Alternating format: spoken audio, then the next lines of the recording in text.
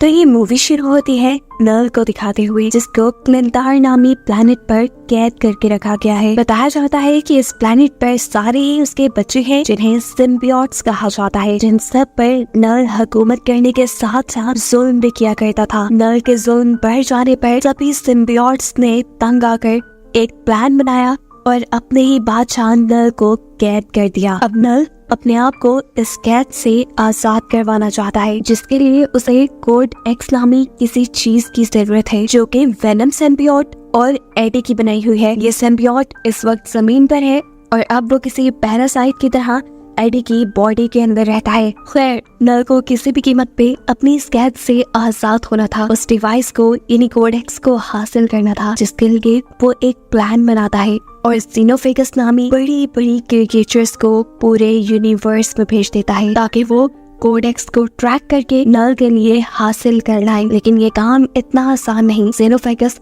Code x को तभी track कर पाएंगे जब वेनम सिम्बियोट पूरी तरह से एडी की बॉडी को अपने कंट्रोल में लिए होगा। अब सीन कट होकर हमें एडी को दिखाया जाता है, जो एक बाहर में बैठा किसी से बातें कर रहा था। अचानक उसके पीछे कोई पोर्टल ओपन हुआ, जो पोर्टल उसे अपने अंदर खींच के ले गया और मालूम हुआ कि वो अब एक दूसरे यूनिवर्स में पहुंच चुका है। इस यूनिवर्स में भी है वो इस वक्त प्लेनेट अर्थ पर ही, और एक शॉकिंग बात उसे ये पता चली है कि पूरी दुनिया उसे और उसके वेनम सिम्बियोट को ढूंढ रही है। लेकिन यहाँ पर एडी और वेनम ये फैसला करते हैं कि वो न्यूयॉर्क जाएंगे और एक खास आदमी को ब्लैकमेल करेंगे, जो इस सारी सिचुएशन से उनको बाहर निकाल सकता है। अब इससे पहले कि ये लोग इस शहर से निकल पाते, ये दोनों देखते हैं कि कुछ लोगों ने मासूम डॉग्स को पकड़ा हुआ था, जिन्हें वो फाइटिंग कंपटीशन के अंदर लेकर जाने वाले थे। ऐसे इन डॉग्स की जान खतरे में थी और इन डॉग्स को बचाने के लिए एडी और वेनम सिम्बियोट इन लोगों से लड़ने लग जाते हैं।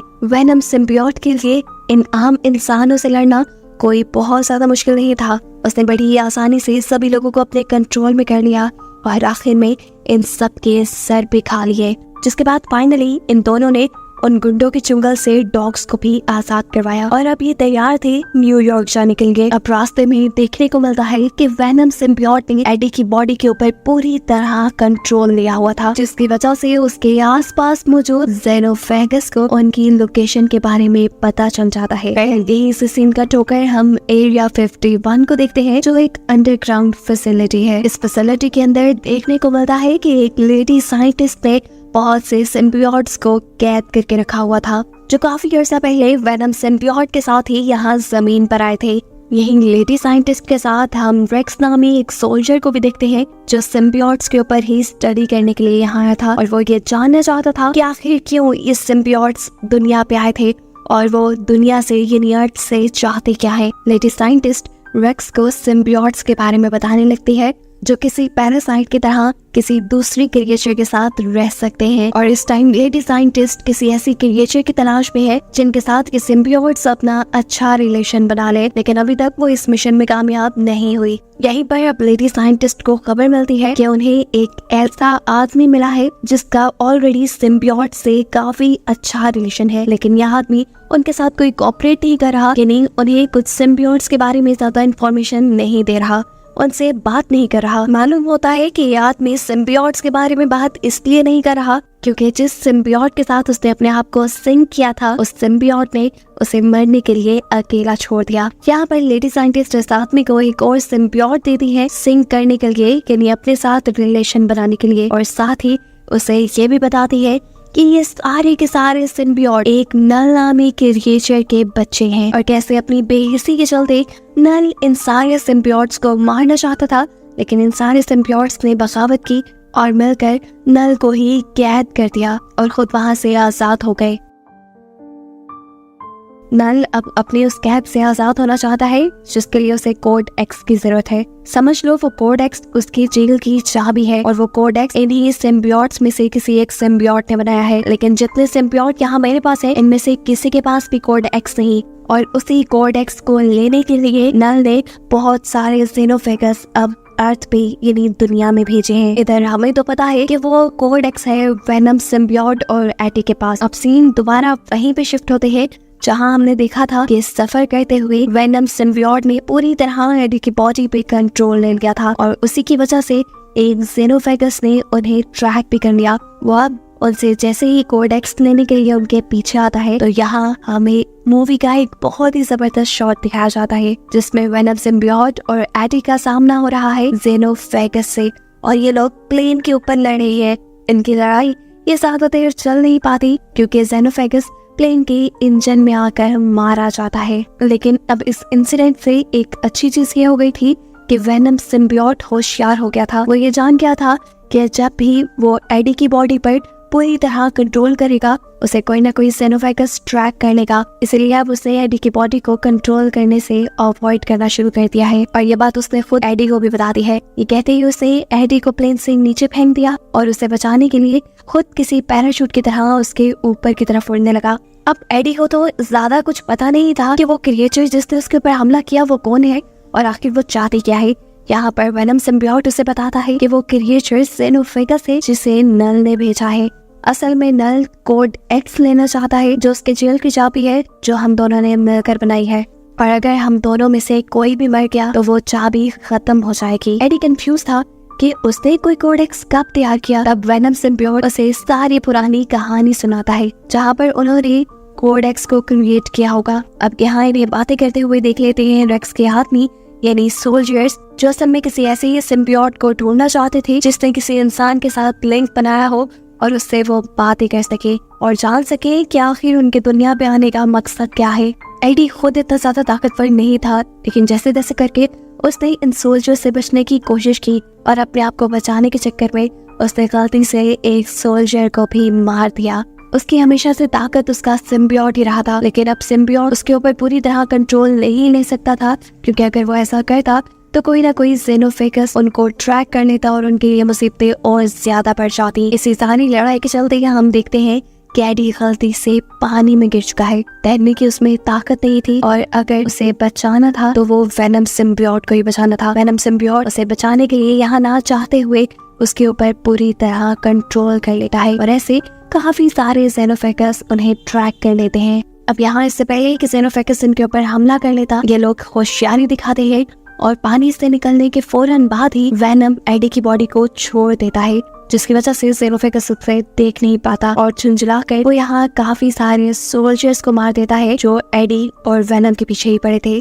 एडी तो मौका पाकर यहाँ से भाग चुका था लेकिन पैदल वो कितना भी आगे जाता। यहाँ उसकी किस्मत उसका साथ देती है और उसे एक फैमिली मिल जाती है जो रोड ट्रिप पर निकली हुई थी। वो फैमिली एडी को लिफ्ट दे देती है और बताती है कि ये लोग एरिया 51 पर रुकने वाले हैं क्योंकि इन्हें बहुत सारे एलियंस को किन्हीं सिम्बियोट्स को देखना है। एडी भूखा था। ये फैमिली एडी को खाने के साथ साथ जूते भी देती है क्योंकि एडी के पास इस टाइम जूते भी नहीं थे। रास्ते में ये फैमिली फाइनली एडी को लॉस वेगस छोड़ चुकी थी। हम यहाँ पर आकर एडी अपनी एक पुरानी फ्रेंड से मिलता है जो कि एडी के वेनम वाले रूप से बहुत ही ज्यादा इम्प्रेस थी और उन्हें खुश करने के लिए या मजबूरन उनके स्टार्ट करने पर वेनम को एडी की बॉडी पर कंट्रोल लेना पड़ता है, जिसके बाद ये दोनों यहाँ पे डांस करते हैं और इनके इस हैप्पी मूवमेंट का नतीजा ये निकलता है कि बहुत सारे जेनोफेगस उसे ट्रैक कर लेते हैं।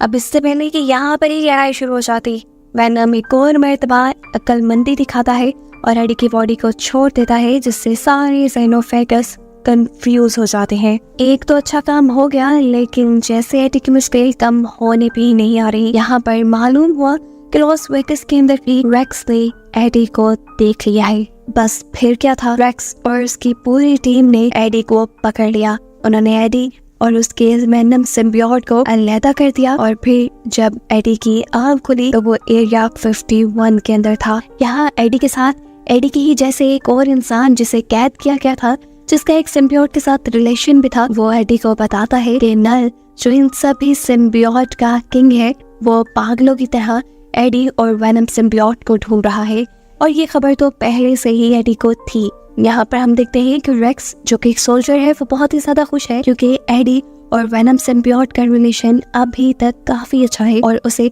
एडी की मदद से काफी सारी इंफॉर्मेशन मिल भी सकती है। वो अब इस जगह का सारा कंट्रोल अपने हाथ में ले लेता है और यहाँ मौजूद साइंटिस्ट को भी यहाँ से चले जाने को कहता है। अभी तो उसे एडी से पुराने बदले भी लेने थे। एक तो पिछली मरतबा रेक्स के हाथ नहीं लगा था ऊपर से उसने नेक्स्ट के कई बंदे भी मार दिए थे, जिनका बदला लेने के लिए वो एडी को एक मर्तबा बाहर निकालकर उसे शूट करने की कोशिश करता है। लेकिन एडी की किस्मत अच्छी थी यहाँ पर, क्योंकि वेनम एक और मर्तबा उसे बचाने के लिए यहाँ गया। लेकिन अब सवाल तो ये है कि वेनम सिम्बियोट को तो इन लोगों ने कैद कर दिया था, तो वो यहाँ आया कैसे? असल में वेनम जानता था कि रेक्स एडी के साथ कुछ ना कुछ तो बुरा करेगा। उसका ख्याल रखने के लिए उसने यहाँ साइंटिस्ट के साथ अच्छा बॉन्ड कर लिया, जिस साइंटिस्ट को रेक्स फसूल में इस फैसिलिटी से निकालना चाह रहा था। बस उसी साइंटिस्ट की मदद से वेनम सिम्बियोट अपने जेल से आजाद हुआ और उसने अपने एडी को बचा लिया। लेकिन यहाँ सिचुएशन कंट्रोल में आने के बजाय इनके साथ और भी बुरा हो चुका था, क्योंकि एडी को बचाने के लिए वेनम सिम्बियोट ने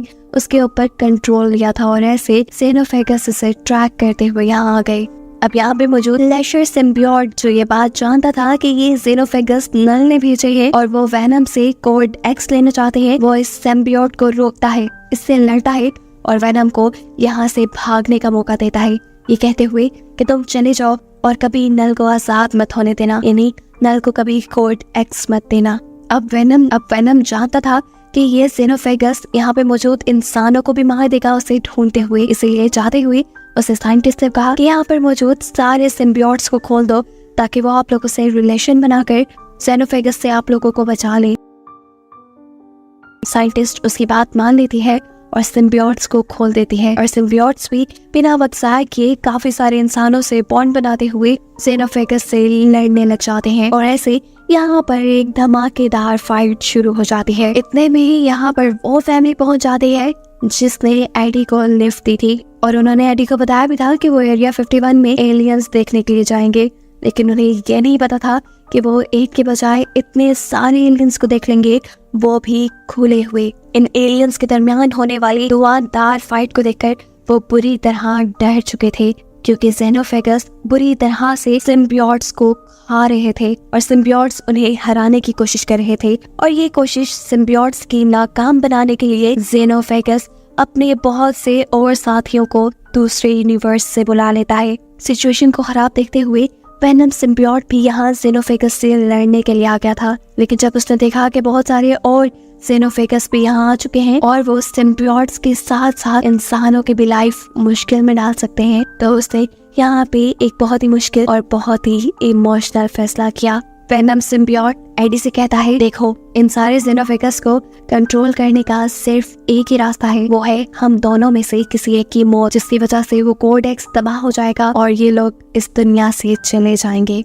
एडी सबके लिए बिल्कुल तैयार नहीं था। एडी के फैसले का वेनम इंतजार नहीं कर सकता था, क्योंकि जिन एक दो जेनोफेगस को इन्होंने मारा था वो भी अपने आप को रीजनरेट कर रहे थे। इन सभी लोगों को बचाने के लिए और सिचुएशन को संभालने के लिए वेनम अपना एक बड़ा सा रूप दिखाता है और इन सारे जेनोफेगस को अपने में लपेटते हुए एक मशीन की तरफ बढ़ने लगता है, जो मशीन हाई टेम्परेचर की मदद से एलियंस को मारने के लिए बनाई गई थी और इसे एक्टिवेट करने का काम वेनम रेक्स को कहकर किया था। सारे जेनोफेगस के साथ साथ वेनम के भी उस मशीन में जाते ही रेक्स उस मशीन को एक्टिवेट कर देता है, जिसकी वजह से वहाँ एक बहुत बड़ा ब्लास्ट होता है और ऐसे जेनोफेगस के साथ साथ वेनम भी मारा जाता है और यहाँ काफी सारे लोग बेहोश हो जाते हैं, जिसमें एडी भी था। एडी को जब होश आया तो उसे ये मालूम हुआ कि उसका दोस्त यानी वेनम सिम्बियोट अब जिंदा नहीं बचा और ये सुनकर एडी उदास हो चुका था। उसे इस खबर ने भी खुश नहीं किया था कि अब एडी पर लगाए गए सभी झूठे सच्चे इल्जाम खत्म कर दिए गए थे